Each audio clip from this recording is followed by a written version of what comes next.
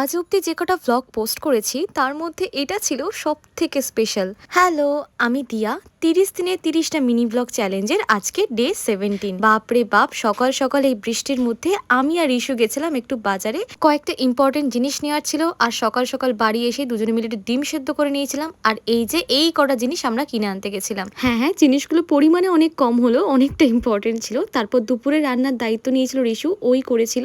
তারপর বিকেলে কাজু খেয়ে সেই স্পেশাল দিনের ব্লগটা তোমাদের সাথে শেয়ার করি।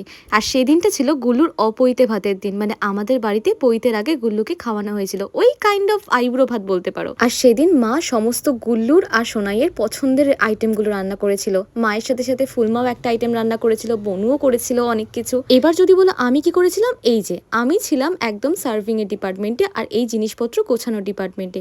আর এই সুন্দর সুন্দর আসনগুলো ফুলমা নিজে হাতে বানিয়েছে, কি সুন্দর না। তারপর সাজিয়ে গুছিয়ে দুজনকে খুব সুন্দর করে খেতে দেওয়া হলো।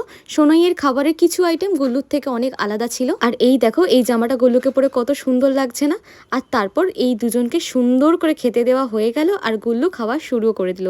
তারপর বৌমনি একটু হেল্প করছিল গুল্লুকে খাইয়ে দেওয়ার জন্য। তারপর আমি আর আমার বনুও বসে পড়ি কলা পাতায় একদম খেতে। সবাই মিলে গল্প করতে করতে জমিয়ে জাস্ট খাওয়াটা হয় সেদিনকে। আর সেদিনকেই ছিল কেকেআরের খেলা, আর আমার বোন কেকেআরকে হারিয়ে এইভাবে বাড়ি ফিরছিল। কালকের ভ্লগের জন্য প্লিজ ওয়েট করো গো। টাটা।